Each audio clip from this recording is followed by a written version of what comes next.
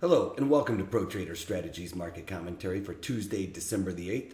My name's Eric Wilkinson. Some of you may recognize me as the Wolfman from CNBC, Fox Business, or even the Wall Street Journal, where I've commented on everything from economic to geopolitical and market analysis.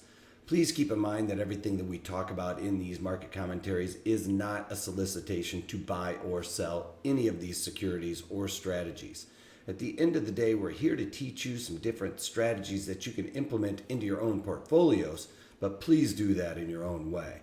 The reason why I can't give you a recommendation on a particular stock or strategy is because I don't know your risk parameters. I don't know what's in your portfolios. Therefore, what I'm doing could be counterintuitive to what you are already doing. All right, having that out of the way, let's get this on. We don't have any real economic data coming out today. We had NFIB, Small Business Index, came in a little bit lower than expected. Canadian housing starts were up, and that's not really affecting anything really. So Jolt's job openings was a little bit lower than expected. Don't know if that's the real catalyst, what we saw earlier today, but the market was down right off the open, gap down. We've come up and covered that gap, but have since started selling off. As you can see here, the E-mini NASDAQ is down about 13 points right now. They were down quite a bit more earlier this morning. As you can see, this is the E-mini S&P chart, and right off the open we just kind of sold off, or actually sold off overnight, but that caused the market to kind of open up gap down, and have since rallied to cover that gap and starting to lose a little bit of steam now, and we are down about 20 points in the E-mini S&Ps. NASDAQ has been the stronger of all of the equity indices, and it just keeps pumping along, seems like. But USO, if you can see here on the chart, USO is at historical lows. It's never traded this low for this oil and gas fund. So, I mean, I can even go to the weekly chart on this and show you, but it is at a historical low. So at the end of the day, when it's down that big, I had to step in and do something. So I did the January 11 puts. I sold them for 39 cents. And at the end of the day, I was like, you know what, if I could put this underlying, then I will take that.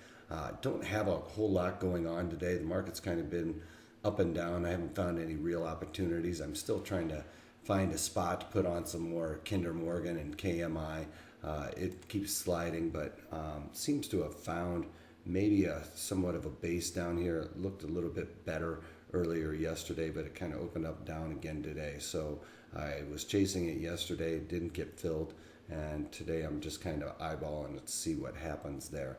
I'd like to see maybe a little bit more push down and maybe get filled in some of my short puts that I'm looking to put on down there just below 15. I was looking at doing a put spread and maybe selling some more puts naked and take Kinder Morgan if it gets put to me. So that's what I'm looking at. It's got a really high implied volatility, so it's very tempting because I can get a lot of premium for some of those puts right now. There's a lot of people in there panicking. It feels to me like it's a bit of a capitulation here. So that's always a great time when there's blood in the water to get involved. So that's what I'm looking at doing there. Just hasn't come to fruition yet. Anyway, on Friday, we've going to be doing a webinar because so many people have been reaching out to us. You know, what do I do now that the NYSE is getting rid of stops? And a lot of people have relied on stops in the past because they want to protect some of their gains on the upside.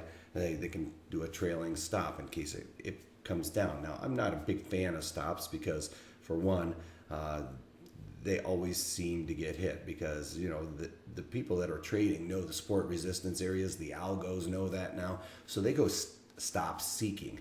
So if you've ever been in a stop situation where you get stopped out and all of a sudden you see that rebound happen, you can bet your money that, you know, you got stopped out and the market's going to kind of rebound it, if you will.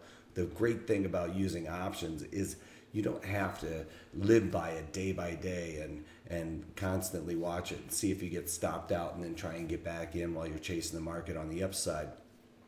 Great thing about puts is it gives you a little breathing room. You can actually trade those puts. So if the market comes down there and it looks like that stock is going to get, taken away from you because, you're going to get hit on a stop.